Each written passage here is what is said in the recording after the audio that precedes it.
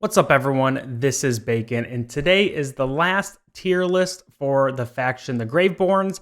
I might make one for Hypo or Celestials or Dimensionals, but I feel like those heroes are either there's like one or two that you actually build out, or Dimensionals are all just kind of really good. So we'll see. If there's high demand for that, I will make it, but if not, I'm leaning towards probably not. But this is about Graveborns today, so let's get started. You can see here we got the signature items, and then the tier list. So start off with Mira. She's the only S tier Graveborn hero. Mira is the best Graveborn. That's just how she is. As you level her up, you want to get her signature item to 20. That will give her an increased damage increase. So she will basically do more damage the more you increase her signature item. I think at 30, it is okay to do that for her to get her to signature item 30, but not necessarily. If you have an abundant amount of resources, go for it. But otherwise, I think 20 is just fine with getting that damage up. Next, we got the A tier. Looking at Graveborn, it's pretty like equal. Like there's not like one that's like, there's not like 5 Bs or, 7 DFs. It's pretty like spread apart, which is nice. But Damon is a hero who, as you get his signature item up, he basically leeches more attack and defense from the enemies. So he basically gets tankier and then also does more damage. And so when you get to 20, that really kind of increases the amount that he can do. I think Damon is a hero that is valuable early mid game and then maybe doesn't have as much value later in the game. But for Graveborns now, I think he still has some usage. Silas at only signature item level 10 is necessary for him. Basically, he can increase the vitality and decrease the vitality of enemies and allies. And at 10, you don't really need to do much more than that. You can if you want, but 10 I think is a good spot for Silas. Now with Samira's a weird hero where she was really popular at first when Companions first came out, but has definitely fallen off, especially into the late game. How her signature item works is pretty much as there are less enemies on the battlefield, she gets a buff. She gets a percentage buff to her damage.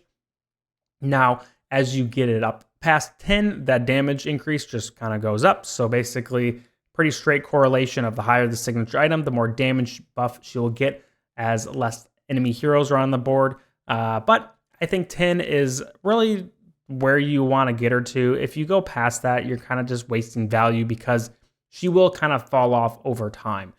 So if you get her to 30, for example, when you're in the late game stages of the game, she's still not going to be the best. So that's my 2 cents. But I think S and A tier, all the heroes that are definitely worth investing in. Now, getting into B, Gretzel, I think, is a hero that I was really high on at first, but he's kind of in a weird place where he's not really worth maxing out to S30, but he's really good when he gets to S30. So, like, if you just get him to 10, he's going to have some value where his little minions are summoned more often and he heals a little more, kind of basically gives him some more sustainability.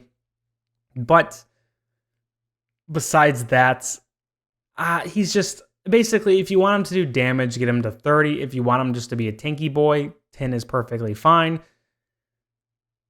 I don't think he's worth 30. I got him to 30. I do regret it. I wish I didn't, but I think 10 is perfectly fine. Now, Hodgkin, you don't really need to invest anything into his. Just unlock it, and that should be good. Unlocking it basically makes him a little tankier, and that's all you really need him for. Odin, I don't think he's at B tier. I think he'll probably end up in A tier, but still being tested out. But signature item 20, that will basically help him open his eyes, which is part of his abilities, where he basically will do more damage. The more eyes are open, and so it basically helps open up more and helps him do more damage. So at S20 is when he's really cranking out some good damage. I think he'll end up being in an A area, but we'll see. Still needs some testing to do for him. And now we got these 3.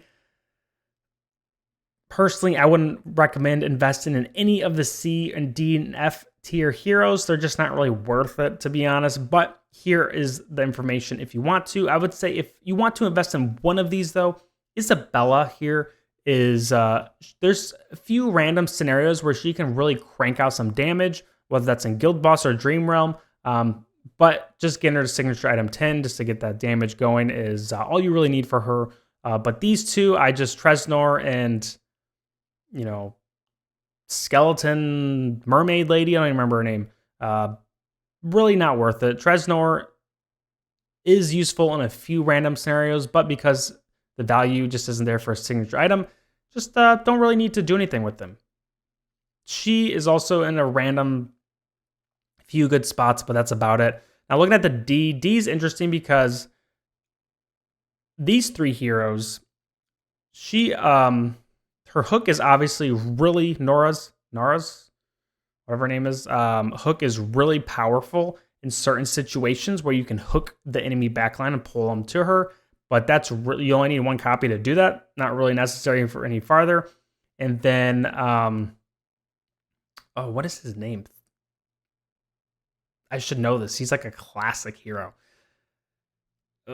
King Dead Guy comes back to life, doesn't die easily. Get him to 10 basically helps him do what he does.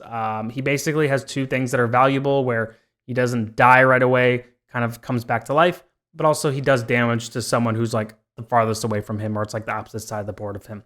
Something like that. So if you do build him out, 10 is perfectly fine, but not necessary. Theowen, I think is her name is just terrible. Don't even touch her. And then Old Man with a Bow.